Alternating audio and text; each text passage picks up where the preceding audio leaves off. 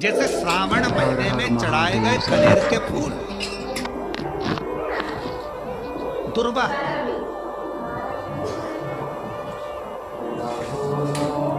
और हम सबसे कहेंगे, मान लो यदि कोई विशेष कोर्ट का केस चल रहा हो, कोई कोर्ट में कोई बातें चल रही हो, अदालत आदि में कोई कार्रवाई चल रही हो, कोई फाइल प्रशासनिक अधिकारियों के पास फंस गई हो और कुछ ना कुछ इसमें अपने को लगता है कि तकलीफ का प्रसंग है, तो हम कहेंगे शिव की आराधना करो, सत्यता पर जियो, और साथ में 5 दुर्वा, 1 कनेर का फूल पीला, 1 पीला कनेर, 5 दुर्वा, 5 बेलपत्र लेकर शिव जी के मंदिर में जाकर शिवलिंग पर समर्पित कर 2 लोटा जल सावन के महीने में उसी पर बेलपत्र कनेर के फूल पर चढ़ाइए। देवाधिदेव महादेव की कृपा होगी। ज़्यादा से ज़्यादा 6 महीना 7 महीना, इससे ज़्यादा निर्णय आप ही के पक्ष में आएगा और शिव की कृपा से। और इसमें एक बात और स्मरण रखें, जैसे कोई की प्रॉपर्टी है, कोई की जमीन है, और वो जमीन तुम्हारी कोई ने कब्जा कर लिया, तुम्हारा नाम नहीं हो पाई, या कोई उसमें लफड़ा हो गया, या तकलीफ आ गई, पैसा उसमें अटक गया, उसके लिए भी कनेर का पुष्प श्रावण महीने के जितने सोमवार आते हैं, रविवारी, सोमवारी और भूमवार, कौन कौन से बार हो गए? रविवार, सोमवार और मंगलवार, 3 बार। प्रथम दिवस में कनेर का 1 पुष्प लेना है, द्वितीय दिवस में कनेर के 5 पुष्प लेना है, और तृतीय दिवस में कनेर के 3 पुष्प लेना है। बेलपत्र 1-1 साथ में लेकर शिव जी को रविवार के दिन भी समर्पित करें, सोमवार के दिन भी समर्पित करें, और मंगलवार को 3 कनेर के पुष्प के साथ बेलपत्र लेकर बाबा को समर्पित करें। कितना भी अटकी हुई प्रॉपर्टी होगी, कह दिया उसने मैं तेरे नाम प्लाट नहीं कराऊंगा, और पैसा लेकर बैठ गया, या पैसा नहीं दे रहा है, या किसी भी रूप में वो अटका हुआ है, अगर सावन के 4 सोमवार पढ़े या 5 सोमवार पढ़े आपने, ये प्रत्येक सावन के सोमवार के पहले, फिर से बोलो कौन सा बार?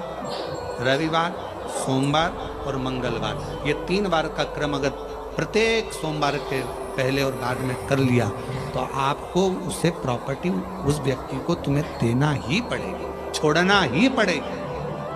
उसको खुद अपने आप में बेचैनी होने लगेगी, जितने बुलाएगा, आपको जाना नहीं पड़ेगा, खुद बस फोन लगाया आपने, भैया हमारा करा दो, हमारा करा दो, 2 बार 3 बार अगर बोला, चौथी बार वो खुद बुलाएगा, बेचैनी पड़ेगी। मेरा बाबा उसको खुद खल बुला, शिव शिव है, उसको कहते सत्यम शिवम शंकर शंकर। आप लोग कथा में श्रवण करे हैं पूर्व में, हनुमान गतिमान रतिमान मतिमान व्रतिमान, ऐसे हनुमान जी के कई भाई हुए, कई भाई हनुमान जी के हुए। और हमने पहले भी कहा है, जिसकी फैक्ट्री ना चलती हो, बहुत दुकान ना चलती हो, तो हनुमान जी के पाँव का थोड़ा सा सिंदूर लेकर, यदि उस सिंदूर को किसी भी फैक्ट्री या दुकान में हनुमान जी के छोटे भाई गतिमान के नाम से अगर 1 बिंदी भी सिंदूर की रख दी जाती है, तो वो दुकान और फैक्ट्री भी झड़के से चलना प्रारंभ हो जाती है। गतिमान हनुमान जी के छोटे भाई, एक हनुमान जी के छोटे भाई हैं मतिमान।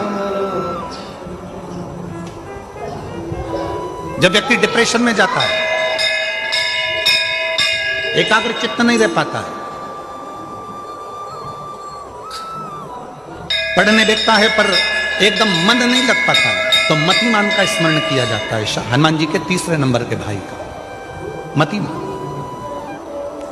और कहते हैं 1 दुर्वा यदि मतिमान के नाम से शंकर भगवान की शिवलिंग पर चढ़ा दी जाए, और उसी दुर्वा को वापस लेकर आया जाए, अंधेरा होने से पहले, सूर्य अस्त होने के पहले, शाम के प्रदोष के पहले, यदि उस दुर्वा को उस व्यक्ति को चबा चबा कर खिला दो, तो डिप्रेस हो रहा है, डिप्रेशन में है, चिंता में है, टेंशन में है, और उसका विवेक काम नहीं कर रहा, बुद्धि स्थिर नहीं हो पा रही है, या पढ़ने में मन नहीं लग पा रहा है, तो उसको आप एक दुर्वा मतिमान, हनुमान जी के तीसरे नंबर के भाई मतिमान के नाम से अगर खिला देते हैं तो उसकी बुद्धि केंद्रित होना प्रारंभ हो जाती है और वो डिप्रेस से हटना प्रारंभ हो जाता है, मन स्थिर होने लगता है। मति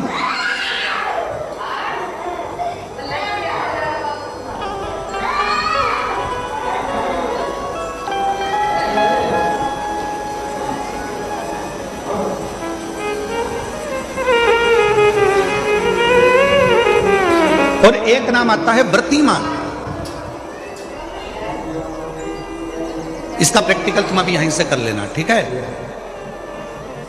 चलते चलते मालूम पड़े तुम्हारी पार्किंग यहां से आधा किलोमीटर दूर है, ठीक है?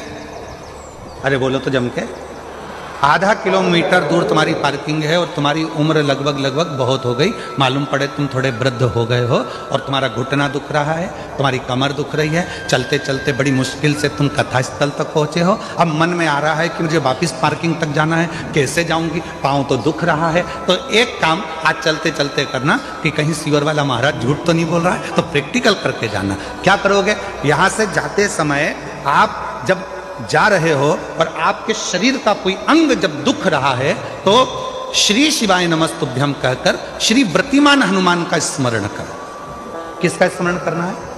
जम के बोलो, व्रतिमान हनुमान।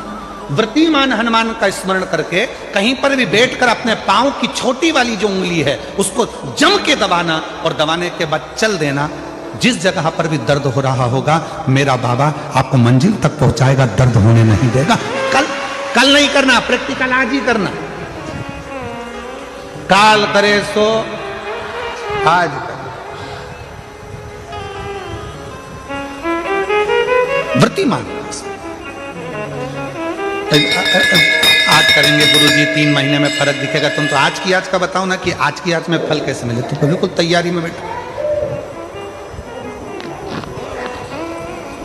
जाते जाते व्रतिमान हनुमान भगवान श्री शिवाय नमस्तुभ्यम का स्मरण कर कर एक ऊर्जा के साथ, ताजगी के साथ चलते जाओ। शिव थोड़ा बहुत नहीं देते, मेरे भगवान देते हैं चप्पल फाड़ कर।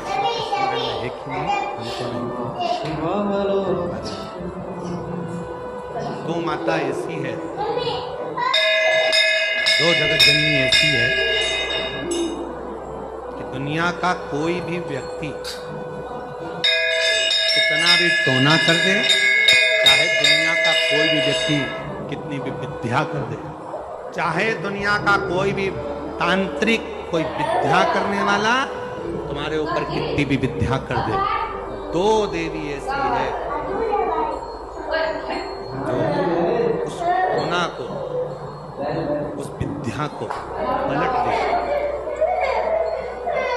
हम नहीं कर रहे, देवी भागवत कर रहे।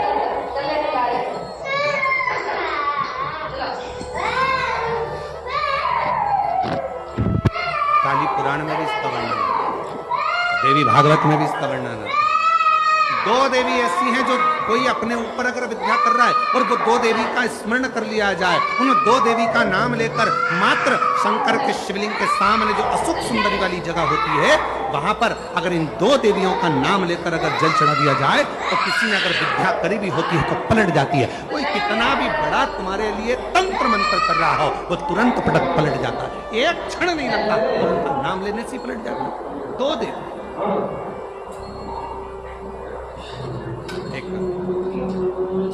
प्रत्येगिरा माता, एक है प्रत्येगिरी माता और दूसरी है दंतेश्वरी माता, जिसका काली पुराण में विशेष वर्णन है, जिसका देवी भागवत में वर्णन आता। और महाराज प्रत्येगिरी माता का वर्णन स्वयं यहां तक, प्रत्येगिरा माता का वर्णन यहां तक अथर्व वेद में भी प्रत्येगिरी माता का वर्णन और दंतेश्वरी माता का स्मरण यहाँ तक अथर्व वेद में भी वर्णित किया गया। प्रत्येगिरी माता काली पुराण में तो है, देवी भागवत में भी है। ये जो दो देवियां हैं, एक प्रत्येगिरी माता और दूसरी जम के बोलो दंतेश्वरी। ये दो माता ऐसी हैं, अगर भगवान शंकर का ये शिवलिंग है, ये जलाधारी है, माता पार्वती जी का हस्त कमल, और यहाँ सामने एक मोटी सी लाइन होती है अशोक सुंदरी का स्थान। इधर गणेश जी, इधर कार्तिकेय जी। जब हम दक्षिण में खड़े होकर, उत्तर में मुख कर कर, यहाँ खड़े होकर जब हम शिवलिंग पर जल चढ़ाते हैं और अपने जल के पात्र को थोड़ा सा आगे बढ़ाकर हम इस स्थान पर, अशोक सुंदरी के स्थान पर, इस यहाँ खड़े होकर जल चढ़ाते समय इस स्थान पर अपने पानी के लोटे को आगे बढ़ाते हैं और जल को यहाँ गिराते हैं। प्रत्येक गिरी माता का नाम लेकर या मां दंतेश्वरी का नाम लेकर जब हम चढ़ाते हैं, आज दिन भर में अगर कोई ने भी हमारे ऊपर विद्या करी होती है, वो 2 मिनट के अंदर वो कटकर गिर जाती है और कोई असर नहीं।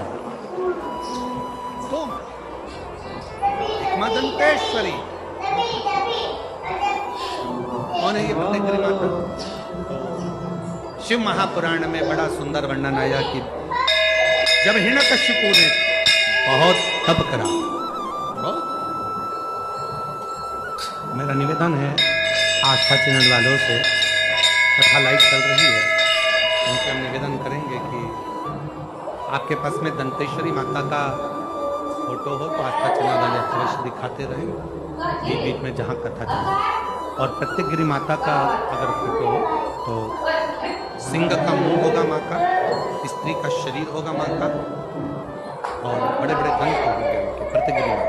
अगर वो भी चित्र हो तो अवश्य जहाँ कथा चल रही है तो लोगों को मालूम पड़े कि प्रत्येक गिरी माता कौन सी है, दंतेश्वरी माता कौन सी है, उनका स्वरूप का दर्शन अवश्य करें। और प्रत्येक गिरी माता का अगर फोटो का आप लोगों को समझ में ना आए तो एक बार हमको व्यासपीठ पर लाकर उस मोबाइल में दर्शन कराएं तो हम बताएं। प्रत्येक 2 माता इसमें, काली पुराण के अंतर्गत, देवी भागवत के अंतर्गत, हमारे वेदों के अंतर्गत 2 माताओं का क्रम बड़ा विचित्र। तो हम अभी जो कथा को प्रारंभ कर रहे हैं तो प्रत्येक गिरी से प्रारंभ कर रहे हैं और इसको लेकर जाएंगे दंतेश्वरी माता। संध्या काल में लगाया गया दीप,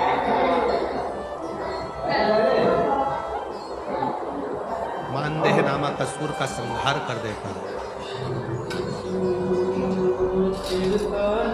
प्रतिदिन एक नियम बनाकर रखना चाहिए कि रोज शाम के समय पर अपने घर में प्रदोष काल के समय पर एक दीप जरूर लगाएं।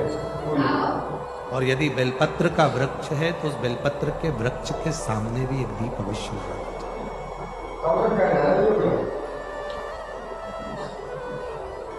6 महीने में, 3 महीने में, 2 महीने में, 1 महीने में ऐसा नियम बनाया करो कि मुझे बेलपत्र की पूजन करो।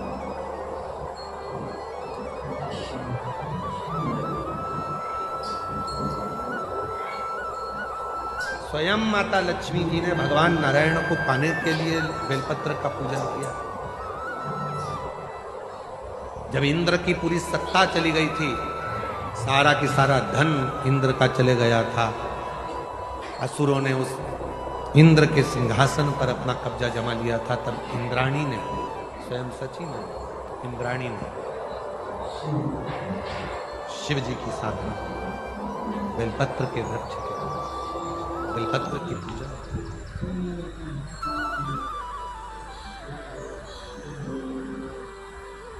कभी दिल कर जाए तुम्हारा तो कभी महीने में, 1.5 महीने में, 2 महीने में बेलपत्र के पेड़ के नीचे जल लेकर बैठो। बेलपत्र के वृक्ष के नीचे दूध नहीं चढ़ा, बेलपत्र के वृक्ष के नीचे दही नहीं चढ़ा, शहद घी नहीं चढ़ा। बेलपत्र के वृक्ष के नीचे जब आप बैठते हैं, बेलपत्र पूजन का एक विधान होता है कि जब हम बेलपत्र की पूजन करते हैं तो 2 कलश पानी के भरे हुए, एक अपने सीधे हाथ की और एक उल्टे हाथ की ओर रखा जाता है। पूजन की थाली बीच में रखी जाती है। 2 बत्ती का, लंबी बत्ती का, 2 बत्ती लंबी घी की जलाई जाती है। लंबी बत्ती, बेलपत्र के वृक्ष के नीचे 2 बत्ती लंबी जोड़ा बनाकर उसको जलाते हैं। दोनों हाथ में कलश में जल है, बेलपत्र के वृक्ष के नीचे दोनों हाथों का जल धीरे धीरे शिव जी का स्मरण कर नारायण लक्ष्मी का स्मरण कर कर, माँ आदि शक्ति गौरा का स्मरण कर कर, रिद्धि सिद्धि गणेश का स्मरण कर कर उसको प्रार्थना करो, विनय करो। मेरे जीवन में बहुत कष्ट है, उसको निकालना है। शिव आपसे प्रसन्न होते हैं, जैसे मेरी जिंदगी में प्रसन्न करनी है। जल चढ़ाकर दोनों पात्रों का थोड़ा थोड़ा जल कलश में बचा लेना है, पूरा पात्र खाली नहीं करना, दोनों को वापस रखना। थोड़ी सी हल्दी पीसी हुई शिव जी को बेलपत्र पर लगा, थोड़ा कुमकुम वो भी बेलपत्र पर लगा, 7 दाने अक्षत, केवल 7 दाने अक्षत के बेलपत्र को छुआकर अपनी थाली में रखें। घर पर जब जाएं तो वो 7 दाने अक्षत के और बेलपत्र के वृक्ष में जो चढ़ा हुआ थोड़ा सा जल बचा कर लाए हो, तो घर में छींट कर 7 दाने पूरे घर में डालना प्रारंभ करो। महीने में, 2 महीने में, 3 महीने में एक बार करिए। जीवन में किसी के आगे हाथ फैलाने की जरूरत नहीं पड़ेगी, इतनी संपदा बाबा, इतनी संपदा। बेलपत्र की महत्वता को लोग जानते नहीं है। एक प्रदोष की महत्वता, एक बेलपत्र की महत्वता। अभी हमने पहले भी कहा, एक कथा प्रदोष काल की रह गई है। एक बार हम दिल्ली बाच रहे थे, पर वो पूरी नहीं हो पाई क्योंकि पानी आ गया। हम प्रयास कर रहे हैं उस कथा को कुबेरेश्वर धाम पर, क्योंकि उसमें प्रदोष काल की कथा में टेंट नहीं लगता। तो प्रदोष काल की जो कथा होगी सीहोर कुबेरेश्वर धाम में, उसमें टेंट नहीं लगेगा, उसको खुले मैदान में बाचना पड़ेगा। आप और हम सब खुले मैदान में बैठकर प्रदोष काल में उस कथा को सुनेंगे और उसमें प्रदोष की महत्वता को जानेंगे। और हमारी तरफ से हम तो आज प्रकाश जी आपको भी, दीना भाभी जी आपको भी, दोनों को निमंत्रण दे रहे हैं। जब भी सीहोर में जब कथा हो प्रदोष काल की, तो एक दिन कम से कम आप लोग आकर उस कथा की पूजन आपको भी करना रहेगा। प्रदोष काल की कथा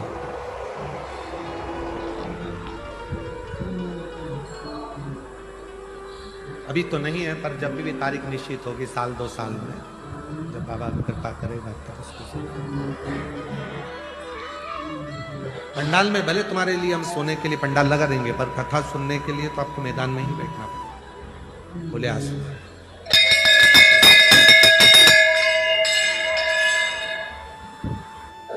शिव तत्व को जान, बेलपत्र की महत्वता को जिसने जान लिया, आज लोग बेलपत्र को जान रहे हैं कि बेलपत्र खाने से शुगर, बीपी, थायराइड जैसी बीमारियां भी ठीक हो जाती हैं। बेलपत्र की महत्वता। और फिर निवेदन है, आपके शरीर में कष्ट है तो बेलपत्र का सेवन करो। रोज रोज बेलपत्र वैसे ही, कई बार बेलपत्र खाने से मुंह में छार छार बना जाता है, कई बार मुख का स्वाद भी कम हो जाता है बेलपत्र खाने से। तो निवेदन है रोज रोज ना खाएं, जब जरूरत है। और जरूरी नहीं कि आप 3 पत्ती यहाँ से जो बेलपत्र दी जाती है 7 दिन तक जो रोज एक बेलपत्र दी जाती है, वो तो खाने के लिए दी जाती है। पर समापन के दिन की बेलपत्र तो खाने की नहीं रहती, उसको तो ले जाकर लोग लाल कपड़े में बांध वीडियो अच्छी लगी तो चैनल को सब्सक्राइब करना नहीं भूलें। हर हर महादेव। तो जो बेलपत्र होती है, जरूरी नहीं कि तुम पूरी बेलपत्र खाओगे तो दवाई असर करेगी। बेलपत्र का अग्रण्य भाग का थोड़ा सा पत्र भी यदि हम पा लेते हैं, उसको ग्रहण करते हैं, तो वो भी उतना असर। और रोज खाने की जरूरत नहीं है। रोज अगर शिव मंदिर जा रहे हो, शिवालय जा रहे हो, शंकर जी के मंदिर जा रहे हो, देवालय जा रहे हो, तो बेलपत्र लाओ, वहां से मना नहीं है। उसको इकट्ठा करो, एकाग्रित कर सुखा लो, सुखाकर रोज शिव जी की चढ़ी हुई बेलपत्र को सुखाकर फिर उसका चूरा बना लो। जब तुम्हें लगे कि शुगर गड़बड़ हो रही है, बीपी गड़बड़ हो रहा है, थायराइड गड़बड़ हो रहा है, तो एक चुटकी उसमें से लेके निगल लो, पानी पी लो। बाबा की कृपा से आधा घंटा, 1 घंटे में वो sugar, BP, thyroid sub level में आना प्रारंभ हो। उस बेलपत्र की महत्वता को जिसने जाना, अभी कुबेरेश्वर धाम जाओ तो कुबेरेश्वर बाबा के धाम पर जो 200-300 साल पुराना, जो 300 साल के ऊपर पुराना वट वृक्ष है, जहाँ बाबा बैठे हैं, वटकेश्वर महादेव, उसका दर्शन करो। उस पेड़ की छांव में बैठकर बाबा का मंत्र जाओ। अभी हमने थोड़ा सा उसको बंद कर दिया था, क्योंकि वहाँ बाबा के जोड़ा घूम रहा था तो वो शरीर पर चढ़ जाता था, इसलिए अब स्थान पर वहाँ जाना थोड़ा बंद कर दिया था। पर पुनः वापिस उसको खोल दिया। बेलपत्र की वाटिका है छोटी सी, उस बेलपत्र की वाटिका के पास में बैठकर भगवान शिव का नाम उच्चारण। नाम स्मरण, शिव भक्ति जहां तक शंकर की अविरल भक्ति को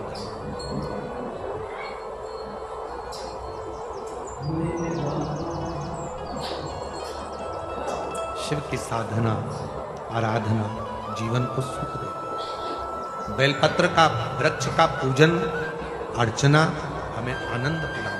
कंसल जी, आज के समय में ये जितने भी श्रोता बैठे हैं और जितने बाहर बैठे हैं और जितने ऑनलाइन सुन रहे हैं अपने अपने घरों में बैठकर, मोबाइल पर, व्हाट्सएप पर, इंस्टाग्राम पर, फेसबुक पर, जितने भी सोशल मीडिया पे सुन रहे हैं, मैं एक एक श्रोताओं से, जितने टीवी पर सुन रहे हैं और जितने यहाँ सुन रहे हैं, मैं सबको खड़े होकर पूछ सकता हूँ कि आपने कहाँ तक पढ़ाई करी।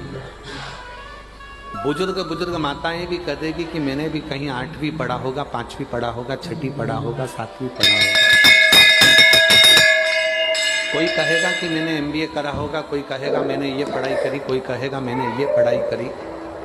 आज के समय में हर व्यक्ति पढ़ा लिखा है, वो समझता है कि हमको अगर मंजिल तक पहुंचना है और आगे बढ़ना है तो हमें निंदा, बुराई, चुगली, इन सब से दूर हटना है और अपने लक्ष्य को पकड़ना है और आगे बढ़ना है। लक्ष्य अपना हो। अमृत कहाँ मिलेगा? ये पार्वती जी पूछ रहे हैं। समुद्र में अमृत है?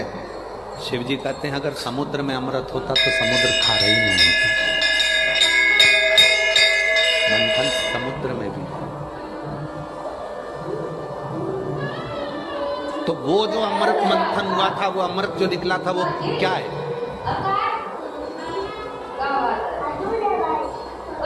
शिव जी ने कहा वो तो विचारों का मंथन है।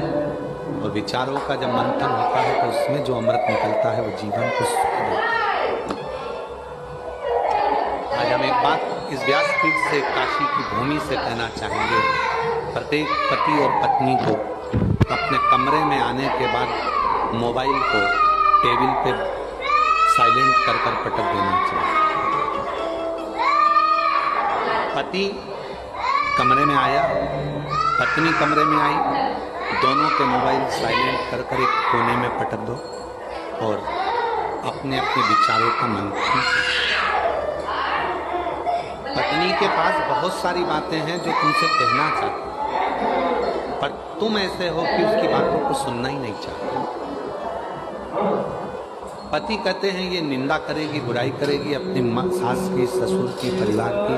ठीक है, किससे कहेगी?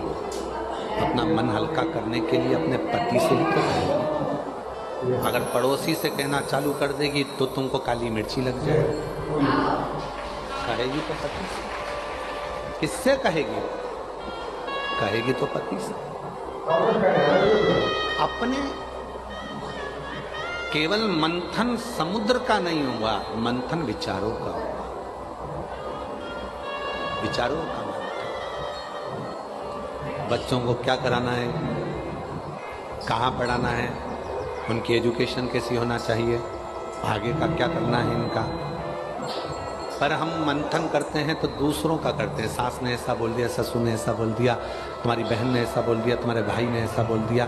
ये मंथन नहीं चाहिए। मंथन में अपने लिए सोचो, अपने बच्चों के लिए सोचो, अपन कैसे खुश रह सकते हैं वो विचार करो। तुम सबसे ज्यादा बहू, किसी की भी अगर बहू होगी तो सबसे 33 कोटि देवी देवता में सबसे ज्यादा बहू माता पार्वती जी की थी। माता पार्वती।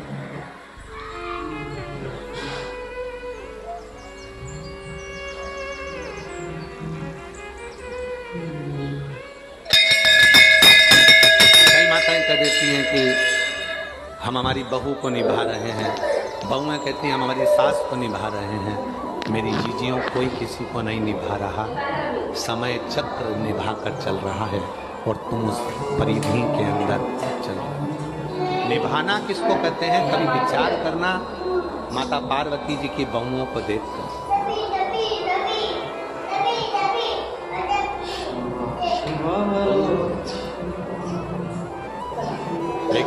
की रिद्धि सिद्धि बहुओं का क्रम देखिएगा। 6 लड़कियां, जया, विषहरा, शामदीवारी, दौतली, देव, अशोक सुंदरी। दामाद,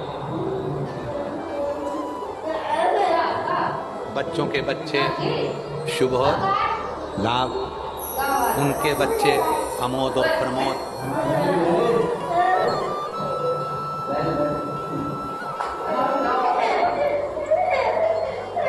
फिर उनके बच्चे आनंद और कीर्ति। दादा और दादा बनकर भी अपनी बहुओं को निर्वाह कर रही हैं। क्यों? क्योंकि मंथन पति और पत्नी में है, विचारों का। तो वहां विवाद नहीं होता। आपके यहाँ विवाद किस बात का होता है? विवाद का कारण क्या है आपके यहाँ? विवाद का कारण यह है कि मंथन आप दूसरों का कर रहे हो। पापा नहीं बोल दिया, मम्मी नहीं बोल दिया, उसने ये बोल दिया, उसने वो बोल दिया। मंथन अपना करो ना। कल अपने को क्या करना है, आगे कैसे बढ़ना है। बच्चों को एजुकेशन कराना है तो उसकी लाइन पकड़ाना है, उसको वो पढ़ना चाहता है, उसको पढ़ाना है। मंथन करो कि कल कमाई कैसे करेंगे, बच्चों को कैसे पढ़ाएंगे।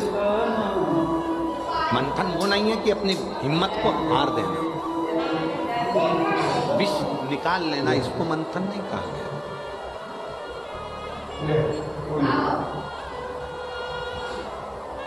अभी कल एक न्यूज़ हमारा आशीष हमको दिखा रहा था कि एक बाप ने अपने बच्चे को ही बहते हुए नहर में, पानी में फेंक दिया। माँ अपने एक बच्चे को लेकर चली गई, बाप के पास एक बच्चा रह गया, दोनों में लड़ाई झगड़ा चल